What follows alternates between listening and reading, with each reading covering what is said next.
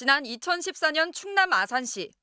회사의 갑작스런 폐업 조치에 노조원들이 농성에 들어가자 경찰이 강제 진압에 나섭니다. 노조원들을 향해 뿌려진 액체, 눈을 찡그리며 고통스러워합니다.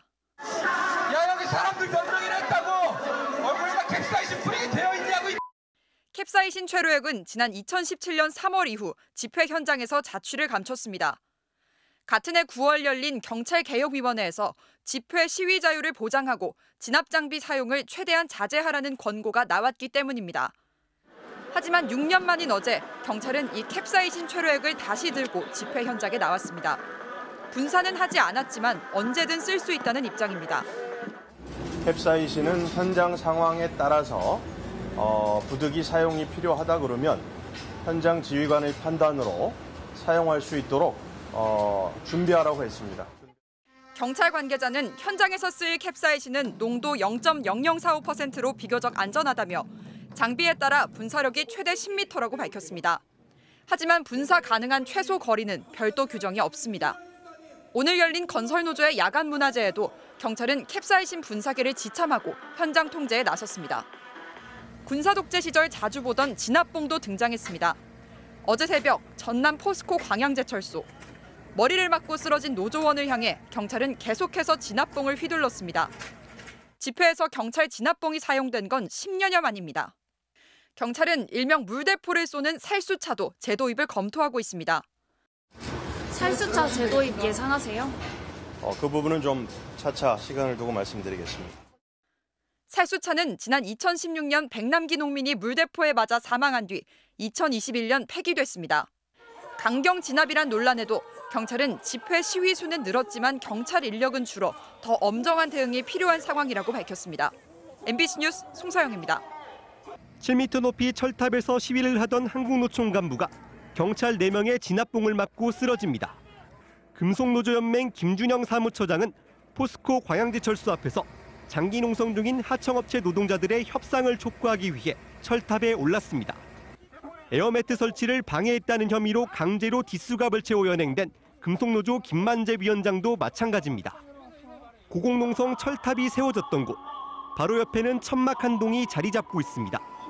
403일째, 노동자들은 고용을 승계받은 회사가 제대로 된 임금 협상에 나서지 않고 자유로운 연차 사용 등을 제한하고 있다며 천막 농성을 이어가고 있습니다. 지금 저희 임금은 2018년도 임금을 받고 있습니다. 22년도까지만 해도 벌써 4년 동안 임금이 동결된 상황이거든요. 특히 진압이 이뤄진 날은 노조와 회사 대표 간의 첫 만남이 예정되어 있었습니다. 노조는 경찰 측에 노사협의 일정을 알렸지만 진압이 강행됐다고 주장했습니다. 과잉 진압 논란은 정치권으로 번졌습니다. 정글도와 새 파이프를 휘두르는 노조를 대체 경찰이 이보다 더 어떻게 친절하게 진압해야 하는 것입니까? 그 위험한 환경에서 이 보공에서 경찰봉을 휘둘러서 다시 야만의 시대, 폭력의 시대가 도래한 것 같습니다. 한국노총 조합원들은 이곳 순천경찰서 앞에 모여 경찰의 과잉 진압을 규탄하고 간부들의 석방을 요구했습니다. 그리고 윤석열 정권이 노동자의 엄혹한 심판을 받을 때까지 어떠한 수단을 동원해서라도 끝까지 싸울 것입니다. 경찰은 뒷수갑이 채워 연행했던 김만재 위원장에 대해 공무집행 방해 등 혐의로 구속영장을 신청했지만 법원은 도주우려와 증거인멸의 우려가 없다면서 구속영장을 기각했습니다. 경찰 진압에서 머리를 다쳤던 김준영 사무처장은 병원에서 치료를 받고 있고 경찰은 김 처장에 대해서도 구속영장을 신청할 예정입니다. MBC 뉴스 유민호입니다. 한국노총이 오는 7일 중앙집행위원회를 열고 경제사회노동위원회 탈퇴를 논의하기로 했습니다. 회의 장소를 어제 경찰의 강경 진압이 이뤄졌던 전남 광양으로 결정해 이번 사태에 대한 한노총의 입장을 직접 드러냈습니다. 한국노총 관계자는 경찰의 폭력 진압으로 동지들이 다친 상황에서 검토 정도로만 거론됐던 경사노위 탈퇴를 수위를 높여 논의하겠다는 것이라고 밝혔습니다. 한국노총이 경사노위 탈퇴를 결정하면 경사노위 전신인 노사정위원회를 탈퇴했던 2016년 1월 이후 7년 5개월 만입니다. 지난 1999년 민주노총이 노사정위를 탈퇴한 뒤 노동계에서는 한국노총이 유일하게 대화기구에 참여해왔는데 이번에 한국노총마저 탈퇴하면 노사정 대화 채널은 완전히 단절됩니다. 그동안 한국노총은 노조 회계장부 조사 등 현 정부의 강경 기조에도 대화의 끈은 놓지 않고 있었습니다. 당초 오늘도 노사정 대표자 간담회가 열릴 예정이었습니다. 하지만 경찰이 어제 포스코 광양제철소 앞에서 시위하던 한국노총 소속 금속노령 간부들을 강경 진압하면서 간담회는 무산됐고 한국노총은 반정권 기조로 급선회했습니다.